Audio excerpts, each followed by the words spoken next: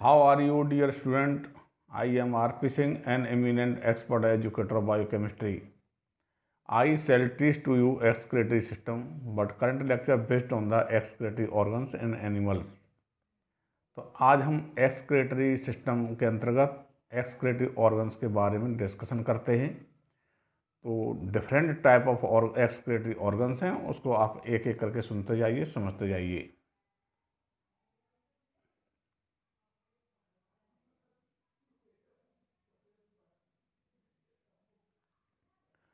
Excretory organs.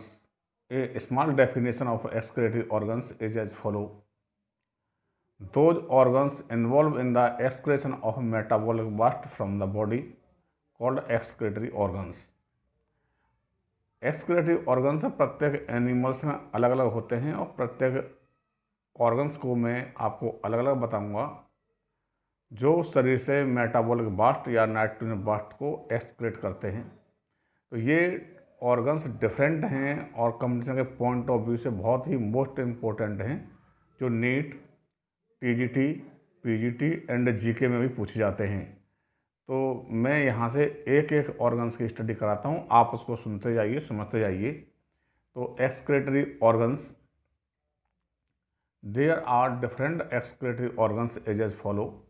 सबसे पहले मैं लेता हूँ plasmalemma. Plasmalemma excretory in functions in protozoa such as amoeba.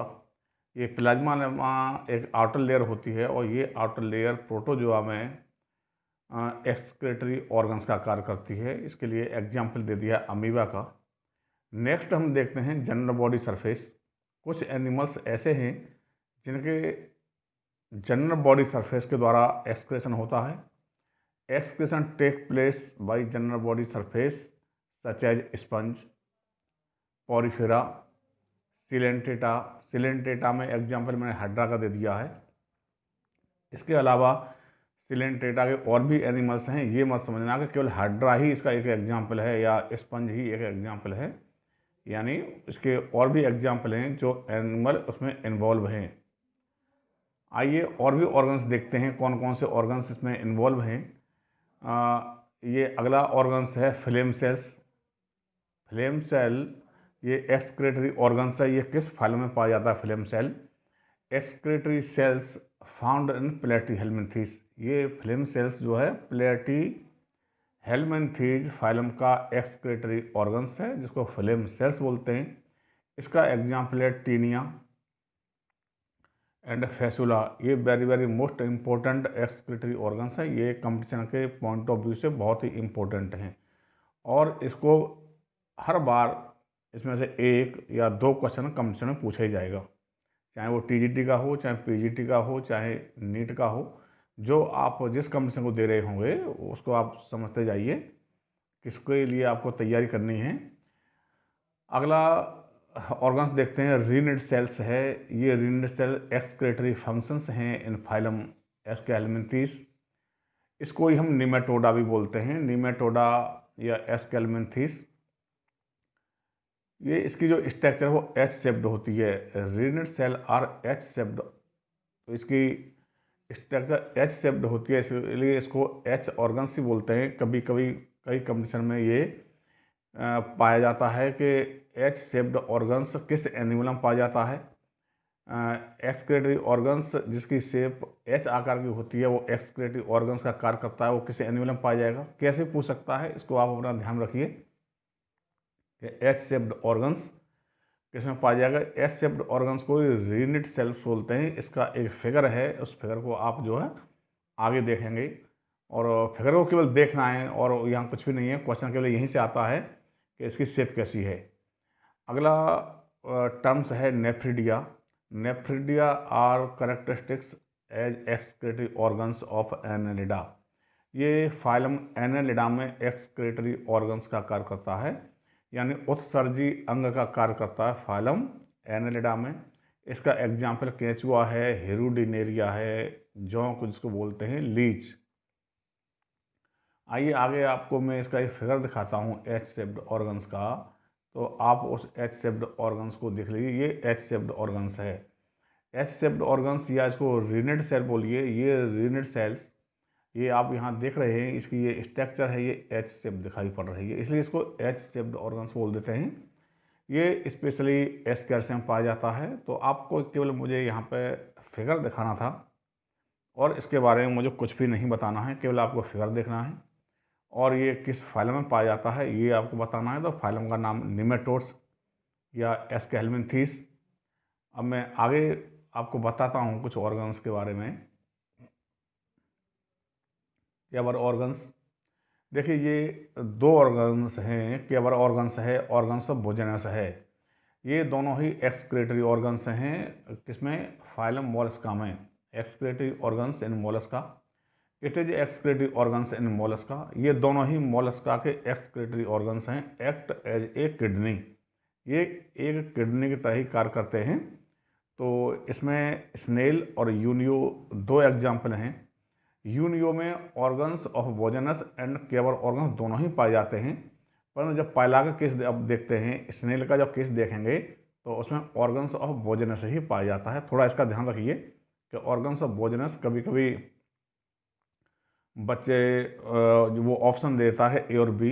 Unio ये एग्जाम्पल दे दिया कि organs of Bojanus is the excretory organs found in the animals, तो उसमें दे दिया यूनियो, ए करके दे दिया यूनियो, बी करके दे दिया पायला, सी करके दे दिया ए एंड बी बोथ।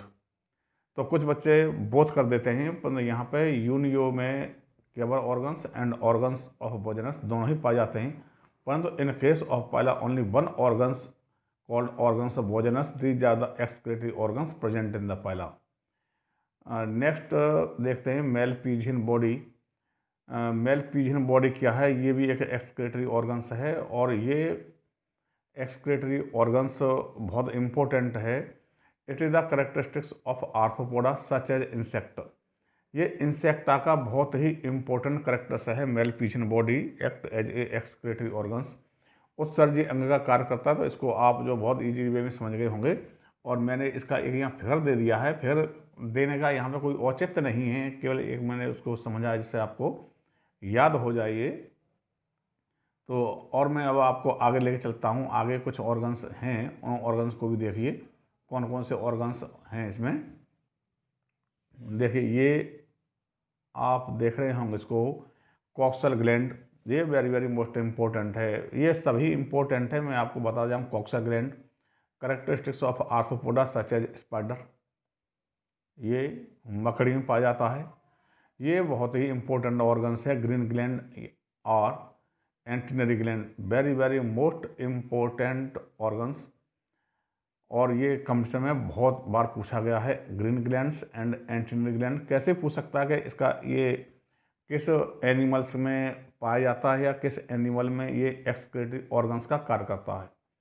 तो इसके दो नाम हैं, ग्रीन ग्लैंड के नाम से पूछ लेता है या कभी एंटीनरी ग्लैंड के नाम से पूछ लेता है। तो करेक्टरिस्टिक्स ऑफ आर्थ्रोपोडा, ये स्पेशली आर्थ्रोपोडा संघ का एग्जाम्पल है। सच एज क्रस्टेशिया, क्रस्टेशिया में आप प्रॉन या पेलिमोन, ये झींगा मछली। क्रस्टेशिया कभी क्लास पूछता है कि ये किस क्लास का है, तो क्लास में आप नाम दे सकते हैं क्रस्टेशिया, ये ऑर्डर है क्रस्टेशिया। एग्जाम्पल इसका प्रॉन या पेलिमोन। अगला हम एग्जाम्पल देखें, रीनल सैक, एंड सैक या लेटरल डक्ट। ये मैंने यहाँ पर नाम लिख दिया है, सभी नाम पूरे लिख दिए हैं। रीनल सैक, एंड सैक और लेटरल डक्ट, इसका भी एग्जाम्पल प्रॉन है। और यहाँ पर मैंने ये एक फिगर बना दिया, इसमें ग्रीन ग्लैंड ये दिखाई पड़ रही है, ग्रीन ग्लैंड, ग्रीन ग्लैंड, ये यूरेटर है इसका, और ये एक्सक्रेटरी और act as a excretory organs and Palaemon, Palaemon, Palaemon नहीं पेलिमोन। तो ये very very most important organs हैं एनिमल्स में। आगे चल के जब हम कॉर्डेट पे आ जाते हैं तो वहाँ पर तो केवल एक ही ऑर्गन्स है, वो किडनी है। तो यहाँ से जब हम आगे जाएंगे तो आपको मुझे एक्सक्रेटरी ऑर्गन्स में किडनी ही पढ़ाना है। किडनी की morphology, anatomy, histology and physiology very very most important topic है for the competition point of view, चाहे वो टीजीटी हो, पीजीटी हो, चाहे नीट हो। तो और भी आगे देखते हैं।